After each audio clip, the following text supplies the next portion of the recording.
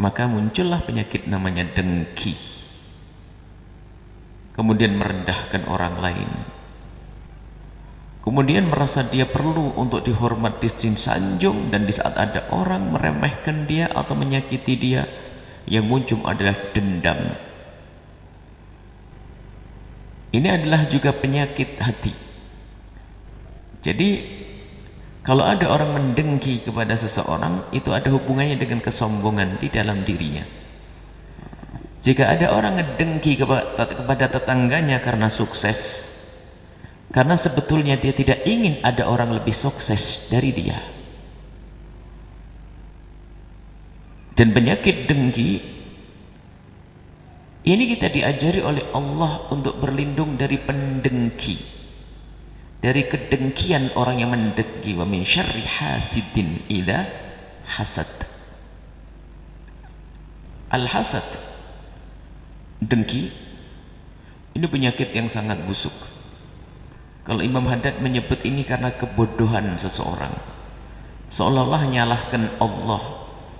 Melihat tetangganya diberi oleh Allah rezeki, kemudian dia tidak terima, itu seolah-olah ngomong begini, ya Allah, salah engkau berikan dia duit, mestinya kepada saya, kan kurang ajar kepada Allah.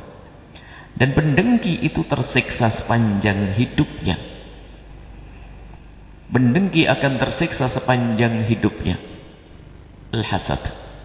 Mungkin singkat saja pada malam hari ini, nanti insya Allah akan dijabarkan pada pertemuan yang akan datang.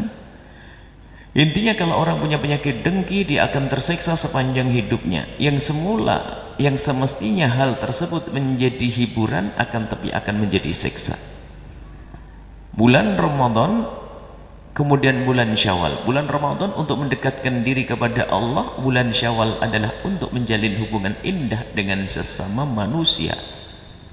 Jika serius di dalam menjalin hubungan kepada Allah di bulan Ramadan, kemudian disambung menjalin hubungan baik dengan sesama manusia, sempurnalah dia untuk menjadi manusia yang beriman dan bertakwa, baik kepada Allah dan baik kepada manusia. Dan baik kepada manusia ditandai dengan hadirnya cinta di dalam hatinya. Dan hidup dengan cinta adalah segala keindahan. Kalau orang mengerti makna cinta, hidup dengan cinta adalah keindahan. Yang namanya cinta itu indah segalanya. Bukan di saat diberi saja merasa indah, nyaman, akan tapi ternyata di saat bisa berkorban demi yang dicintainya pun dia merasa senang. Itulah cinta. Dengki, ngedengki adalah penyakit yang menyiksa. Dan itu al-hasadu ya'kulul hasanat kama ta'kulun nar al-hatab.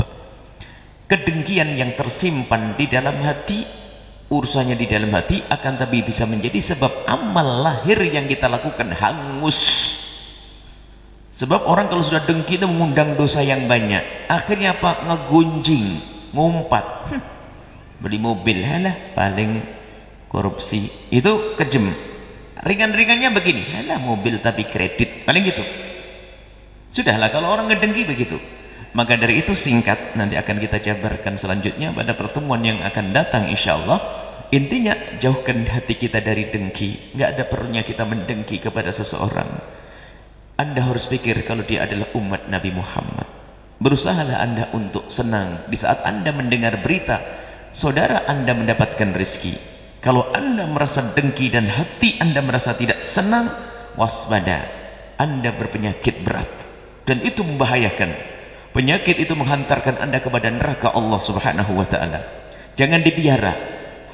Nah, dengki ini tingkatannya macam-macam. Dengkinya pedagang sayur ya dengan pedagang sayur, pedagang emas dengan pedagang emas, ustadz sama ustadz. Nah ini hati-hati. Yang punya majlis sama yang punya majlis. La hasadaka hasadil ulama. Ini ada ustadz dengan ustadz ini selirik-lirikan, majlisnya gede di sini, sini pondoknya. Hati-hati. Kalau sudah masuk dengki, nggak pandang kakak adik musuhan, rebutan pohon, rebutan santri. Dengki, hati-hati. Sudah kalau dengki masuk kepada hati seseorang, seperti orang yang tidak punya agama, pemangkas agama. Jadi awas, hati-hati dengan kedengkian. Jadi macam-macam modelnya, tapi yang paling serem di kalangan orang yang ada di medan seperti ini, majelis ilmu. Makanya kami himbau kepada siapapun yang terjun di dunia majelis ilmu, banyak-banyaklah mendoakan majelis orang lain, yang penting akidahnya sama loh ya. Dan berusahalah untuk senang jika ada majelis. Masya Allah, alhamdulillah ada majelis. Semoga majelis ini makmur. Ustadz ini, Habib ini, Kiai ini, semoga Masya Allah. Awas, hati-hati, jangan dituruti, setan membisikkan kedengkian di dalam hatimu. Yang dagang emas, doain pedagang emas tetangga itu, ya Allah tetanggaku, tetanggaku. Nabi Muhammad pernah berpesan, ya Allah, man kana yu'minu billahi wal yawmil akhir falyukrim jarah. Beriman kepada Allah dan hari akhir harus memuliakan tetangga. Dia adalah seorang muslim, tetanggaku, sama-sama dagang emas. Jangan sampai aku mendengki, ya Allah. Semoga dagang emasnya makmur, jadi orang kaya ahli surga, ya Allah. Sudahlah, gitu saja, jangan pusinglah. Segera doakan, beri kebaikan kepada tetangga Anda, ucapkan selamat atas kesuksesannya, dan jangan ragu Anda untuk memberikan ucapan selamat. Dan paling tepat adalah Anda mendoakan mereka. Sudahlah, khususnya yang memang Anda merasa mendengki, Anda koreksi diri Anda sendiri. Tidak ada yang tahu, suami pun tidak tahu kalau Anda mendengki, wahai ibu yang solehah. Istri pun tidak tahu kalau Anda mendengki, wahai bapak-bapak yang soleh. Karena dengki tempatnya di hati. Cuman kadang ada terlihat di mata begini. Mulutnya juga cemberut-cemberut. Itu adalah apa namanya, setrum daripada dengki yang ada di dalam hati. Baiklah, semuanya koreksi diri Anda sendiri. Allah, Anda yang punya majelis taklim, lah dengki dengan sombong ada hubungannya nanti. Kalau sudah masuk dengki itu balik langsung wilayah sombong dimasuki. Majelis taklim itu sombong-sombongan gara-gara ngedengki tadi, sehingga majelis taklim itu hujahnya macam-macam. Ada yang berkata, ibu-ibu semuanya ini majelis terlama, paling lama, karena tahu jamaahnya paling sedikit, sehingga untuk bisa muncul agar disenangi orang di majelis terlama. Yang gede adalah di majelis terbesar sebelahnya lagi. Satunya lagi adalah majelis ini penuh berkah karena pernah dihadiri kiai ini, ustadz ini. Lah kok majelis buat sombong-sombongan ini, kenapa? Kalau sudah ini, saya mulai dari kalangan ustadz dulu, karena Imam Ghazali menyebutkan la hasada ka hasadil ulama, tidak ada hasud dan dengki seperti hasudnya para ulama. Wah, ini bahaya, serem banget ini kalau sudah dengki menguasai hati seorang ustadz. Lihat, kalau sudah dengki ada di dalam hati seorang ustadz, seperti bukan ustadz. Coba, namanya dakwah, syiar majelis ini adalah disenangi oleh Rasulullah. Lah kok orang ini nggak senang ada majelis berkembang, berarti dia tidak senang dengan apa yang disenangi oleh Rasulullah. Ngedengki Ustadz Quran ngedengki. Ceritanya Ustadz Quran, saya cerita Ustadz Quran kalau sudah ngedengki sama ustadz yang lain ini, wah setiap hari cerita kepada santrinya Quran. Wahai anakku santriku, kitabullah Quran, sebaik-baik yang kita ucapkan adalah Al-Quran. Quran kalamullah. Bahkan Nabi menyebutkan dalam hadisnya, khairun nasi man ta'allamal Quran wa 'allamah. Bukhari meriwayatkan hadis sahih, sebaik-baik orang adalah yang belajar Al-Quran kemudian diajarkan kepada orang lain. Baca Al-Quran dengan benar, dengan tajwid. Man lam yujawwidil Qur'an athimu. Kalau baca Quran kamu tidak pakai tajwid, dosa. Padahal itu bukan Quran, hanya nazam. Kecuali memang itu ada nazam, tapi memang kalau ada orang bisa tajwid terus baca nggak pakai tajwid memang dosa. Tapi kalau ibu-ibu belajar ya nggak pakai tajwid, ya namanya belajar. Dia membaca, masya Allah, nasihatnya kepada santrinya tentang Quran luar biasa, tapi ujung-ujungnya begini. Lihat, nah apa artinya? Nunjuk ustadz sebelah itu, biarpun katanya ahli fikih tapi bacaan Qurannya jelek. Nah, sudah ngantem orang lain. Ustadz fikihnya rupanya kelas dengkinya nggak kalah juga dengan ustadz Quran tadi. Ustadz fikih punya pondok. Nah ini di kalangan ustadz dulu saya bahas ya. Yang punya pondok langsung gede tulisannya di depan pintu gerbangnya adalah hadis Nabi, man yuridillahu bihi khairan yufaqihu fiddin. Kalau Allah menghendaki seseorang dengan kebaikan akan dijadikan ahli fikih. Wah, simbolnya apa, tulisannya gede begitu. Nasihatnya kepada santrinya setiap hari urusan fikih. Fikih itu adalah pemahaman halal haram. Wahai anakku, kalau kamu tidak ngerti halal haram, kamu akan melanggar Allah. Awas, hati-hati. Paling penting ilmu adalah fikih. Wah, hebat nasihatnya. Ujung-ujungnya apa? Apa artinya orang hafal Quran tapi tidak ngerti fikih?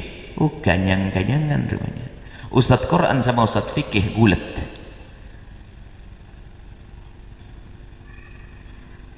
Yang punya pondok juga ngomong begitu. Majlis kok orang dibawa ke lapangan.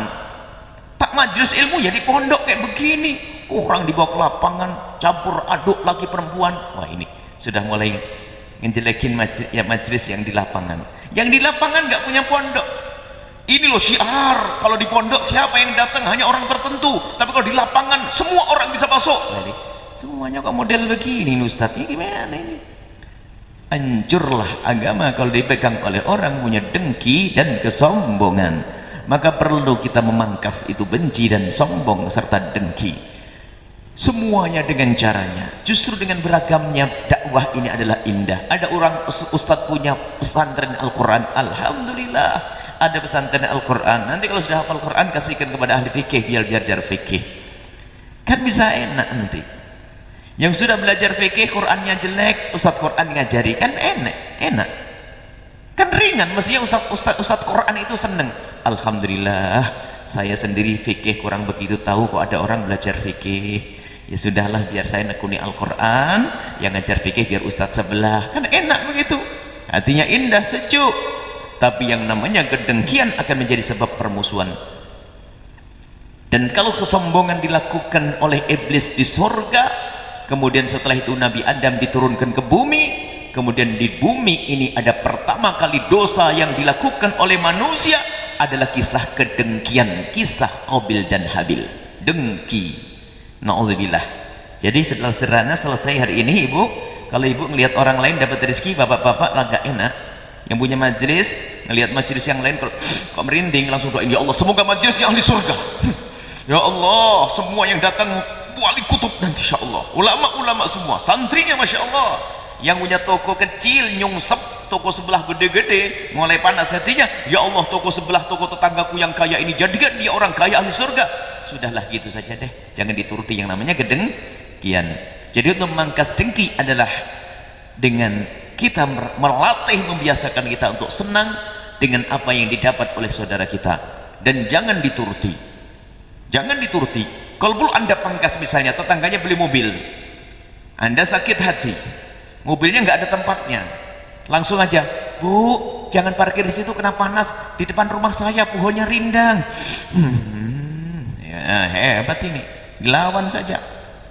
Baik, ini adalah masalah kedengkian. Insya Allah nanti akan kita sambung dengan dendam pada pertemuan yang akan datang. Dengki dan dendam itu adalah sahabat dekat. Makanya orang dengki dan orang dendam sering bersahabat nanti. Bersahabat masuk neraka jahanam. Sahabatnya sering ngasih tahu. Pendendam dengan pendengki kalau ketemu cocok gitu. Betul, oh, benar. Oh iya, benar itu. Habis-habisan tuh. Ayo masuk neraka bareng. Nah itu pendengki dan pendendam insya Allah. Semoga Allah menjauhkan kita dari sifat dengki. Pulang dari tempat ini, ibu, bapak, kalau anda merasa dengki, langsung pangkas dengan beri kebaikan untuk mereka, minimal memanjatkan doa untuk mereka. Pastikan, jangan ragu, doa. Dan jangan anda biarkan, kalau anda biarkan dengki tersebut, anda akan tersiksa sepanjang waktu, bahkan semakin tersiksa, karena karunia Allah sangat luas dan tidak berbatas. Kalau kita dengki kepada tetangga sebelah kanan, besok tetangga sebelah kiri juga mendapatkan nikmat, sakit lagi. Depan dapat nikmat kita sakit, belakang dapat nikmat sakit, hidupnya sakit. Di dunia sudah tersiksa. Dan sakit yang paling menyakitkan adalah penyakit dengki dan dendam tadi itu. Dendam belum kita bahas nanti. Kalau orang sakit bisul itu baru disentuh kalau sakit. Tapi kalau sudah yang namanya dengki, bu, kelihatan di sana, sakitnya di sini. Oh, jauh. Padahal kadang masih dengar katanya sudah sakitnya di dalam. Na'udzubillah. Semoga Allah menjauhkan kita dari dengki. Wa min syarri hasidin idza hasad. Bukan sekedar dengki saja semoga dijauhkan, semoga Allah menjauhkan kita dari orang-orang yang suka hasud. duduk sama orang hasud juga nggak enak. Awas, hati-hati, bukan hasudnya. Min syarri hasidin idza hasad, kita semoga dijauhkan dari kejahatannya sang penghasut. Bukan sekedar hasud dijauhkan dari hati kita, hasud nyiksa hati kita. Orangnya saja harus kita jauhi, apalagi hasud. Orang yang punya hasud hendaknya kita jauhi, karena dia tidak akan bisa memberikan kebaikan kepada Anda. Akan tapi sebaliknya, sang penghasut, pendengki, maunya adalah kita itu nyungsep, kita hancur, naudzubillah. Dia tidak ingin kita masuk surga. Itulah iblis. Iblis itu nyumpul hasud kepada Nabi Adam, dan hasud itu dikatakan bahwasanya kullu adawatin qad turja izalatuha illa adawata man adaka ala hasadin. Semua permusuhan itu mudah untuk diselesaikan kecuali permusuhan karena kedengkian, nggak beres-beres. Semoga Allah menjauhkan kita dari dengki.